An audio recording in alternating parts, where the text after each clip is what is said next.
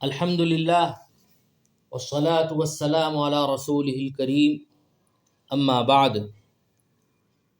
ناظرین کرام، حاضرین مجلس، آج کا ہمارا موضوع ہے ہندوستان میں مسلمان موجودہ حالات میں کیا کریں، کس طرح زندگی گزاریں، اور جو حالات جاری ہیں ان حالات میں لائحہ عمل کیا ہو جس سے مسلمان ایسی زندگی گزارے جیسی زندگی گزارنے کا ان کو حق ہے۔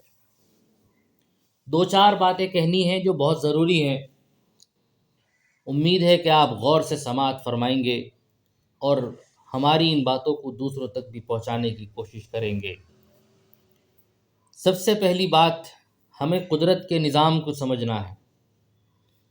اللہ پاک کا قدرت کا ایک نظام ہے کہ دنیا میں کسی بھی اہم نتیجے کو حاصل کرنے کے لیے طویل جد و جہد، مسلسل محنت اور دیر تک کوششیں کرنی پڑتی ہیں، فوراً ہی کوئی اہم نتیجہ ہاتھ میں نہیں آ جاتا۔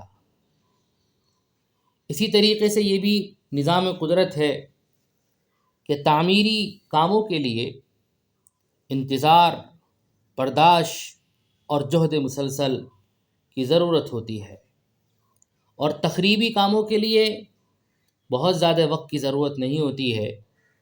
اس کی مثال، اگر آپ کسی درخت کو درخت کی شکل دینا چاہیں تو فوراً ہی وہ درخت نہیں بن جاتا، بلکہ اس کے پیچھے سال ہر سال کی محنت، صبر، مشقت، برداشت، اس کی حفاظت کا عمل ہوتا ہے، پھر کہیں جا کے وہ درخت بنتا ہے۔ اور اگر کسی درخت کو آپ کاٹنا چاہیں تو وہ گھنٹوں کے اندر کٹ جاتا ہے۔ آپ بچوں کو بڑا کرنا چاہیں تو اولاد یوں ہی بڑی نہیں ہو جاتی، بلکہ بہت محنت سے، مشقت سے، حفاظت کے ساتھ لے کر اس کو بڑا کیا جاتا ہے۔ جس طرح سے یہ بات مادی نتائج کے حصول کے لیے ضروری ہے، آپ سمجھیں کہ بالکل اسی طرح سے سماج میں اپنے حقوق کو حاصل کرنے کے لیے اور بدخواہوں کو کیفر کردار تک پہنچانے کے لیے بھی ضروری ہے۔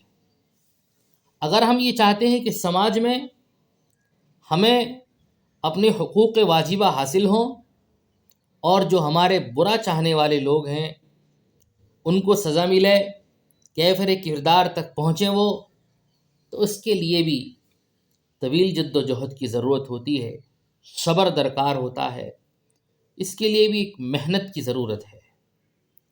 ہندوستان کے موجودہ حالات یہ ہیں کہ ایک عرصے سے ہمارے ہندوستان میں اسرائیل سے تعلقات بڑھانے کی فکر ہوئی ہے، بلکہ تعلقات بڑھائے گئے ہیں، جس کی وجہ سے ہمارا ملک اس وقت مغرب کی تابع داری میں آ چکا ہے۔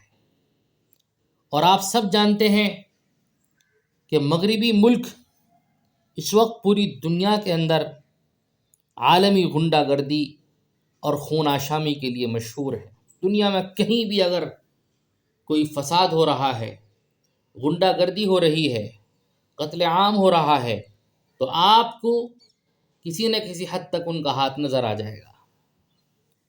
آپ دیکھیں گے کہ انہوں نے مسلمانوں کو ایک مجرم قوم کی حیثیت سے متعارف کرانے کی پوری کوشش کی ہے، اور دہشت گردی کا حوّہ کھڑا کر کے مسلمانوں کو مجرم قرار دینے کے لیے انہوں نے ایڑی چوٹی کا زور لگایا ہے۔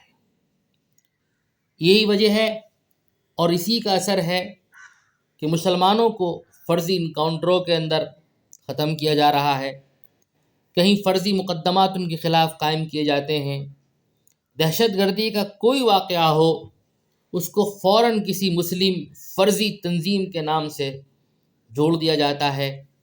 اور عجیب و غریب بات یہ ہے کہ دھماکے اگر ہوں، خون خرابے اگر ہوں، مسجد میں ہوں یہ دھماکے یا مندروں میں ہوں، نام مسلمانوں کا ہی آتا ہے، نامزد مسلمانوں کو کر دیا جاتا ہے، اور پھر مسلمان جو ملزمین ہوتے ہیں ان کو مجرموں کی حیثیت سے مشہور کیا جاتا ہے۔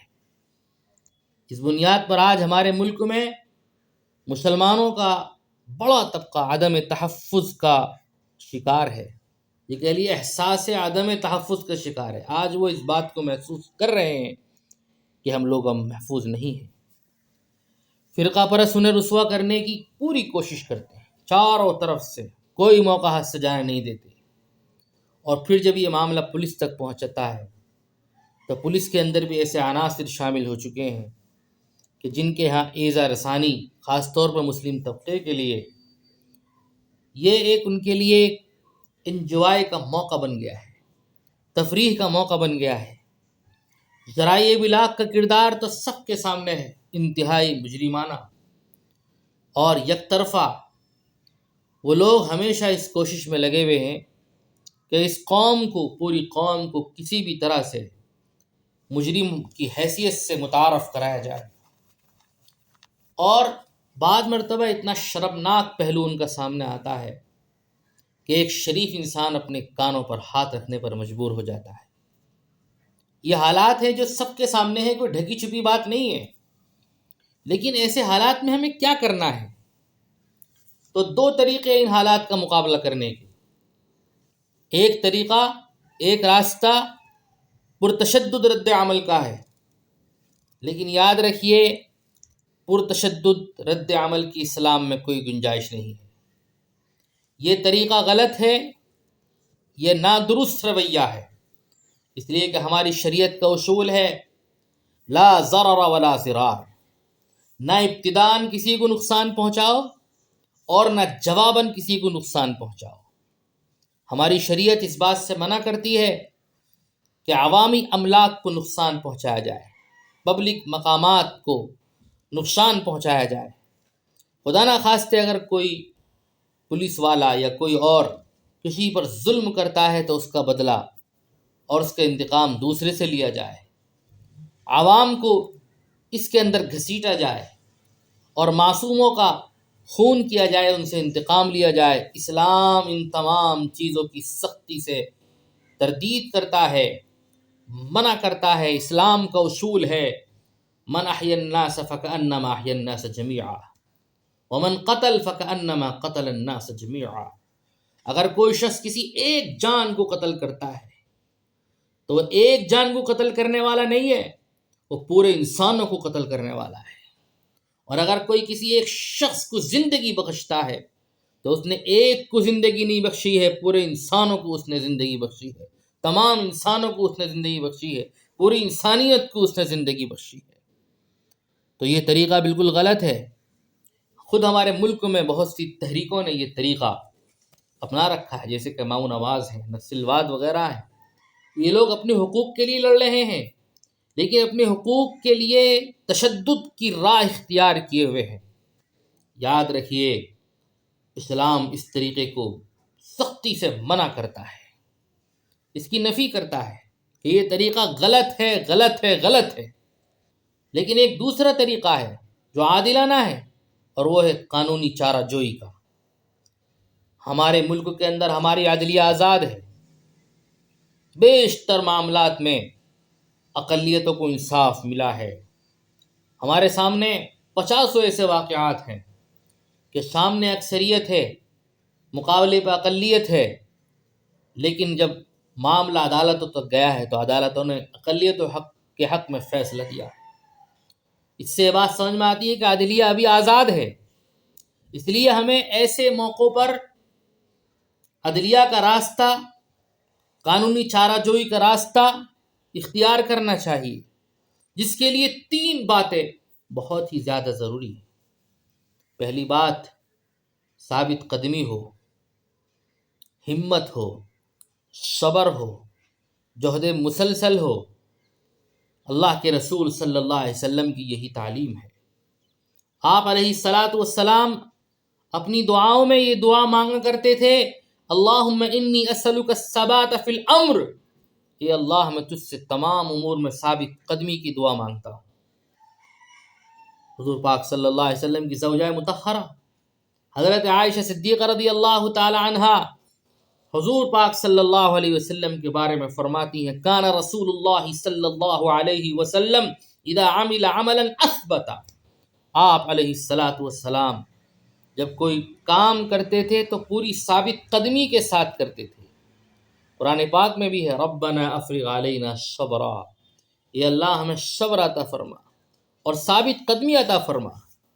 تو جو بھی کام کیا جائے اس میں صبر ہو، ثابت قدمی ہو، جہد مسلسل ہو۔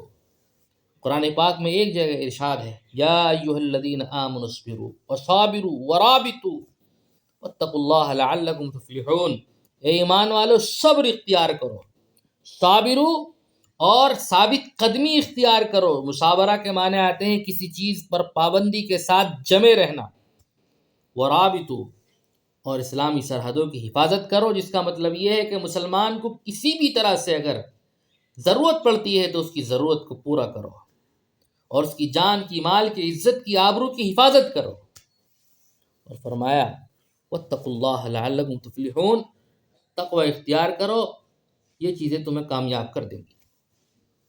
دوسری وہ چیز جو ضروری ہے وہ ہے کہ ہمارے مسلم نوجوان طبقے کو قانون کی تعلیم حاصل کرنے کے لیے آگاہ آنا چاہیے۔ آج مسلم نوجوانوں میں وکلاء کی بڑی کمی محسوس ہو رہی ہے۔ پورے مسلمان طبقے کے اندر تعلیم یافتہ نوجوان ویسے بھی کم ہیں، جو ہیں تو وہ دوسری طرف زیادہ جا رہے ہیں۔ تو ہمیں قانون دانی کا علم حاصل کرنا چاہیے، قانون کا علم حاصل کرنے کے لیے آگاہ آنا چاہیے، اور اس کے لیے جو کورس ہیں مسلم نوجوانوں کو وہ کورس پڑھنے چاہیے، اور ایک اچھی ٹیم ہر جگہ ہر علاقے میں مسلم وکلاء کی ہونی چاہیے۔ اور تیسری چیز اتحاد و اشتراک، تمام مسلم تنظیمیں، تمام مسلک والے سب کے سب ملے ہوں اور سب اپنا ایک متحدہ پلیٹ فارم تیار کریں، اور کسی بھی تنظیم کے ساتھ میں، کسی بھی طبقے کے ساتھ میں، امیر ہو، غریب ہو، دیوبندی ہو، بریلوی ہو، اہل حدیث ہو، کسی بھی مسلم طبقے کے ساتھ میں کوئی معاملہ ہو تو قانونی لحاظ سے سب یک طرفہ اور ایک ساتھ، ایک مٹھی ہو کر سب ایک ساتھ پلیٹ فارم پر آ جائیں اور مظلوم کا ساتھ دیں، اور ظالم کے خلاف جو بھی ضروری قانونی کارروائی ہو سکتی ہے اس سے دریغ نہ کریں۔ یہ چیزیں اگر آج ہمارے اندر آ گئیں تو یاد رکھیے موجودہ حالات میں اگرچہ کتنے بھی خطرناک حالات ہو جائیں ہم کامیاب رہیں گے، اور ہماری قوم من حیث القوم اپنا وجود برقرار رکھ سکتی ہے۔ اس کی ایک شناخت ہوگی، عالمی لحاظ سے بھی اس کی ایک شناخت ہوگی، بس شرط یہ ہے کہ تمام کاموں میں خلوص ہو، ایثار ہو، قربانی ہو، صبر ہو، ہمت ہو۔